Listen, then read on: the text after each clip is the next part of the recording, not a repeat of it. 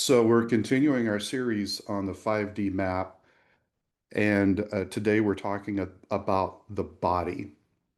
And just as a very like 2-minute reminder of the 5D is the five dimensions that the Bible talks about that makes up a person. That at the very center, the command center, where our moral agency is found, where we can make decisions that are binary. It's either yes or no.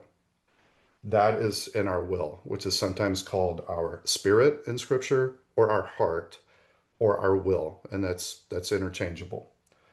The second dimension is our mind, which comprises of thoughts and emotions.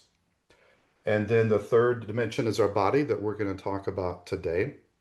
And we're especially going to see how all parts are integrated, interdependent, and they affect each other. A fourth dimension of who we are is we are created, we are wired for connection, for relationships, for community. And within that social connection is two parts, and that is our relationships and our environment or our culture. And then our soul is the part of us where our values are found. And our soul that scripture talks about is the entire integrated person. Everything together makes up our soul. And so the proper order that leads to health and flourishing that God designed is that our soul, that is the integrated whole person, is submitted to God. And our will is submitted to our soul, and our will governs, it directs our mind, our body, and our interaction with relationships and culture. Anything that becomes a false shepherd or false center besides God, who is meant to be our center and our shepherd, if anything else is a substitute, it leads to disorder, fragmentation instead of integration, pain, suffering, sin. All of those distortions come from a lack of order. If anything is our center besides God, and if anything is governing these three dimensions besides our will, if we become thought driven, emotion driven, body driven, or people pleasing driven, or culture driven, that also leads to distortion, fragmentation, lack of integrity, lack of integration, sin, and um, suffering in our life. So those are the five dimensions, and we've been going one dimension at a time. So we've talked about the mind. We talked about thoughts. We spent a couple weeks on that. We spent a couple of weeks on emotions. We're going to transition to body today, just based on what I'm feeling prompted to talk about. I'm thinking it could take 3 sessions for us to talk about everything that I want to talk about when it comes to the body. When it comes to today's talk in particular, this one has been a harder one for me to prepare, a harder one for me to discern what I should say because this one, first of all, hits home and is very personal for me. Second, this is going to be a deeper dive into theology than I have been doing in this series. And so I just want you to understand if you don't come from a biblical background, if you don't subscribe to that, take what applies to you and leave the rest. But I'm sharing from my own perspective and my own theology here in a little bit deeper way than I normally do. There's some things that I'm feeling prompted to talk about today that have me, I'm feeling nervous. I'm feeling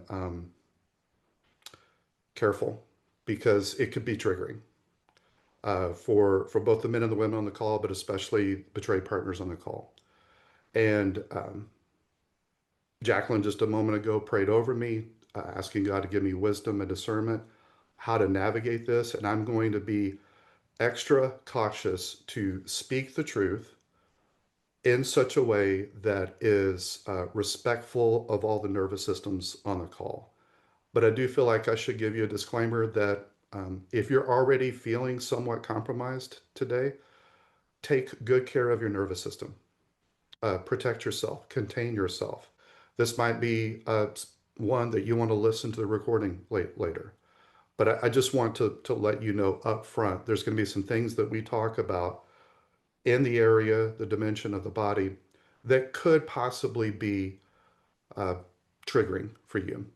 And I may be way overthinking it because I'm sensitive to this topic. And so it might be my own nervous system that I'm cautious about. But I do want to handle this with care. So let's go ahead and talk about the body.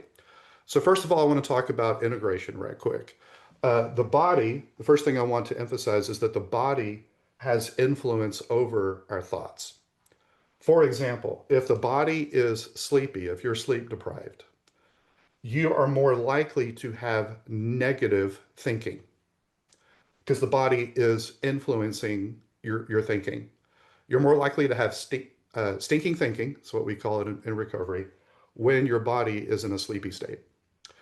If your body is hungry, we are more likely to have distorted interpretations of what's happening around us just because of the state of our body. If our body is being pumped full of adrenaline, such as when we are flooded, when we are triggered, if our body is being pumped with adrenaline, we are more likely to have catastrophic thinking and to begin to fear or assume the worst about situations. So I just want you to understand in an integrated way, a change in one domain impacts the rest. And the state of our body does influence our thoughts, and we need to appreciate that. If I am feeling dysregulated in my nervous system, and my nervous system is a system, one of many systems that's in my body. And if my nervous system is dysregulated and I'm in fight, flight, fix mode, I'm in survival mode, then I am more likely to have distorted thoughts. And I'm thinking differently than I would if I was in a regulated state. That's why two people can witness the same event in their environment and have two completely different interpretations because we've got two different nervous systems at play here. And their nervous systems are going to, their bodily state is going to influence their interpretation, their thinking. And when we're dysregulated, it can distort some of our thoughts. So, very first thing I want to make clear is that our body does influence our thoughts. Secondly, our emotions are held within our body. That every emotion is what we called last week an embodied event. So there's always a correlate. If I am feeling an emotion, there's going to be some kind of embodied event, some kind of we just lost power and I'm in the dark. I don't think I can share my whiteboard. So let me just share some of the basic concepts that was on my heart today, but I won't do the deep dive that I was going to do. So what we were talking about before we got interrupted, you can just visualize the 5D map. We were talking about how the every emotion is an embodied event. So if I'm feeling anxiety as an emotion, my body is going to respond with perhaps shallowed or difficult breathing or rapid heart rate. If I'm feeling the emotion of shame, my body will hold that emotion and it will impact my movement, my posture, uh, eye contact. I'm more likely to avoid eye contact. It affects my body. It's an embodied event. If I'm feeling the emotion of anger, I'm more likely to move fast. I'm more likely to have my body temperature rise, perhaps even turn red, which is something I do when I've experienced the emotion of anger. I'm more likely to start sweating. Muscles often become more tense when we experience the emotion of anger. So, in an integrated way, every emotion is an embodied event. You're going to experience it in your body and in your nervous system within your body. So, that's the interaction between body and emotions. Let's transition now to how the body impacts our will. When it comes to our will, which is supposed to be the command center of our life, it's where we make decisions. Our willpower is a finite resource. It has limits. That's why willpower alone is never enough. It's not going to cut it.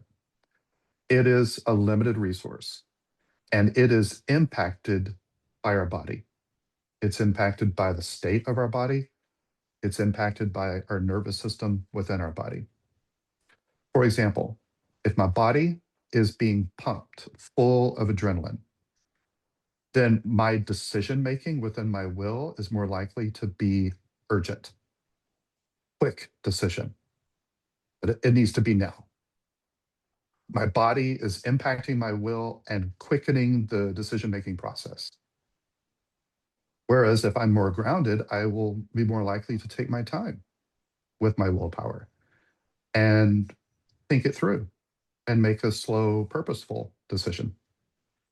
Also, if my physical body is exhausted, I'm sleep deprived, I'm just spent and I'm empty physically in my body, then my willpower is more likely to be weak. We see this in the life of Christ. On the night before he was arrested, falsely accused, charged, and murdered, he's praying in a garden. He brings his three closest friends with him to support him, Peter, James, and John. He asks them in this midnight hour to pray with him.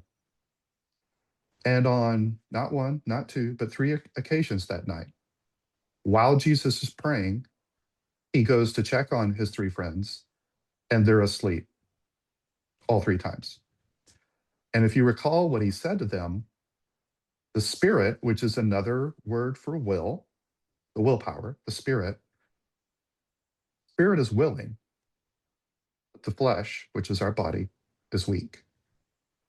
So Peter, James, and John, in that moment when their closest friend was there with them, their willpower, their will, what they wanted to do was pray with him, but their body impacted their will.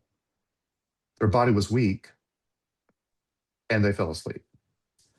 So what I want you to understand about that integration is the body impacts the will, the speed at which we make decisions, and it can weaken our willpower. Let's look at the integration now between, if you're visualizing the 5D map, our body and the social dimension of who we are.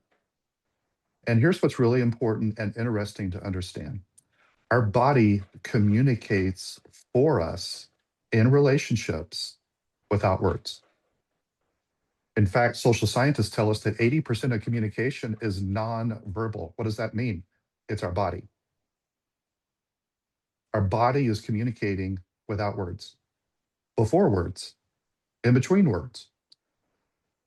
Our body is communicating with the tone that our throat and mouth uses, our volume, our micro facial expressions, our posture, eye contact or lack of it, our proximity to the other person we're talking to. All of these things are communicating. 80% of what we're communicating is embodied. It's not just our words. And here's another thing that's really interesting and provocative when it comes to how our body is interrelated with our relationships. What we now understand scientifically is that two nervous systems between two people have the ability to be somewhat contagious. That when my nervous system comes in proximity with another person's nervous system, I can activate that person's nervous system with my nervous system. I also have the capacity and potential to calm their nervous system with my nervous system. There is, in a mysterious way that we don't fully understand, there is synchronicity between when two people get in proximity, their nervous systems have a way of calibrating each other. This is made possible with something called mirror neurons. Mirror neurons are a particular type of brain cell. There are certain species that have a high concentration of mirror neurons. Humans are one of them. It's what gives us the ability as babies to be comforted by the presence and the nervous system of our mother. Because we have mirror neurons, we begin to mirror what our caretaker is demonstrating to us. So if we're upset and our infant nervous system is on fire and just activated and flooded and upset, and we can't get calmed down, the mirror neurons in our brain allow us to look at our mom's face and to hear her tone. And we don't understand the words that she is saying as an infant, but our mirror neurons, we begin to mirror her nervous system. So if she's calm and soothing us and making eye contact, and she has a smile, and the tone and cadence of her words, all of these things, her very presence has an ability to calm our infant nervous system because of mirror neurons. What that means is, I don't care who you are, you have the capacity for empathy because God gave you mirror neurons. But it's not like you're missing the architecture. You're not missing the ingredients that are necessary. You may be missing the practice, but you're not missing the hardware that's necessary for empathy. You were born with mirror neurons. The other species that have a high concentration of mirror neurons are dolphins, horses, and dogs. That's why all three of these animals are used as what? Service animals, support animals, because they're trained to keep their nervous system calm and to calibrate our nervous system when we're flooded. And so these species have a high concentration of mirror neurons. They're able to calibrate their nervous system with our nervous system. What's encouraging about this as betrayers is that we have the capacity, and I'm not saying it's easy, but I'm saying it's possible. We have the capacity to co-regulate our partners when their nervous system is overwhelmed. That if we can maintain a calm, non-reactive presence, that our posture, our microfacial expressions, our eye contact, our tone, our volume, our proximity, our touch, depending upon whether they feel safe with that or not, all of that has the capacity to calm down her nervous system. The converse, unfortunately, is also true. We have the capacity to make it worse. We have the capacity between two people that each one activates the other, and now they're just escalating each other. And in my opinion, when it comes to betrayal in a relationship, we men need to take on the role of safety, supplying safety, and repair, which means it is not just or reasonable or fair to expect our partners to calm down their own nervous system or to help regulate our nervous system. After betrayal, part of the way we need to show up in integrity, relying upon our higher power to give us the fruit of the spirit called self-control. That we're able to be a safe, non-reactive, calm presence. And as taking on the role of repair, we're able to help co-regulate our partners. They didn't choose for their nervous system to be flooded. This is a normal, expected response to betrayal trauma. We caused this. We need to humbly accept that and not abandon them, not collapse in shame and self-reference, but to remain a calm, non-reactive, safe, regulated presence for them. So that's the basics about how our body is integrated with the other dimensions. And how are we doing on time here? Let me just cover one more brief thought, and then I think I feel good about stopping there. So just one doctrine, one theological area that I want to explore when it comes to our bodies is the doctrine that our bodies were created, that there's a creator and God fashioned us. He created us. In the Genesis account, it says that he took dust, he took dirt, he fashioned it into a man, and he breathed life into Adam. And then it says that he realized that it was not good for Adam to be alone. And so he put Adam to sleep. He performed the first surgery. He removed a rib. From that rib, he fashioned the first woman and then presented her to the man as the first marriage ceremony, the first wedding and the first marriage.